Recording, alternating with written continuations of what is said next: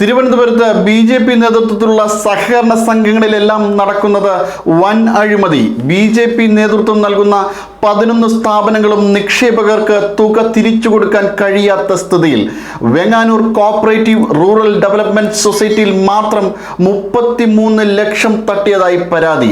അഴിമതി വീരന്മാർ നിറയുമ്പോഴും ഇവരെ കൈവിടാതെ സംരക്ഷിക്കുകയാണ് ബി.ജെ.പി. നേതൃത്വം. തിരുവനന്തപുരം ജില്ലയിൽ ബി.ജെ.പി. നേതൃത്വം നൽകുന്ന എല്ലാ സഹകരണ സംഘങ്ങളിലും വലിയ അഴിമതിയാണ് നടക്കുന്നത്. വെങ്ങാനൂർ കോഓപ്പറേറ്റീവ് റൂറൽ ഡെവലപ്മെന്റ് സൊസൈറ്റിയിലെ അഴിമതിയെ തുടർന്ന് സെക്രട്ടറിയും വൈസ് പ്രസിഡന്റും അറസ്റ്റിലായത് ദിവസങ്ങൾക്ക് മുൻപാണ്. വൈസ് പ്രസിഡന്റ് ആവട്ടെ ബി.ജെ.പിയുടെ ബ്ലോക്ക് പഞ്ചായത്ത് അംഗവും ബി.ജെ.പി. സംസ്ഥാന നേതാവും ബാങ്കിന്റെ പ്രസിഡന്റുമായ വെങ്ങാനൂർ സതീഷും കേസിൽ പ്രതിയാണ്. നേതാക്കൾ ചേർന്ന് 1,33 ലക്ഷം രൂപ തട്ടിയെടുത്തു എന്നാണ് പരാതി. സമാനമായി ബി.ജെ.പിയുടെ 11ഓളം സഹകരണ സംഘങ്ങളാണ് തട്ടിപ്പിന്റെ കേന്ദ്രങ്ങളായി മാറിയിരിക്കുന്നത്. ബി.ജെ.പി. നേതാവ് വിജയകുമാർ പ്രസിഡന്റായ വഞ്ചിനാട് ഭവന നിർമ്മാണ സഹകരണ സംഘത്തിലും കോടികളുടെ തട്ടിപ്പാണ് നടന്നത്. 54.14 കോടി രൂപയുടെ തട്ടിപ്പ് നടത്തിയെന്നാണ് പരാതി.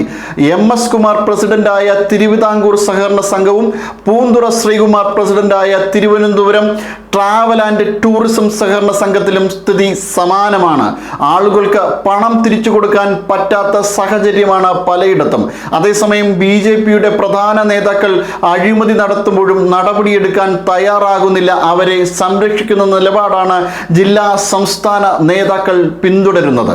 നേരിന്റെ വാർത്തകൾ നിങ്ങളുടെ വിരൽത്തുമ്പിലെത്താനായി സാഗ് ന്യൂസ് ചാനൽ സബ്സ്ക്രൈബ് ചെയ്തും ഷെയർ ചെയ്തും ഒരു ശരിയായ മാധ്യമ നിലപാടിനൊപ്പം നിൽക്കാൻ ഞങ്ങൾ നിങ്ങളെ ക്ഷണിക്കുന്നു.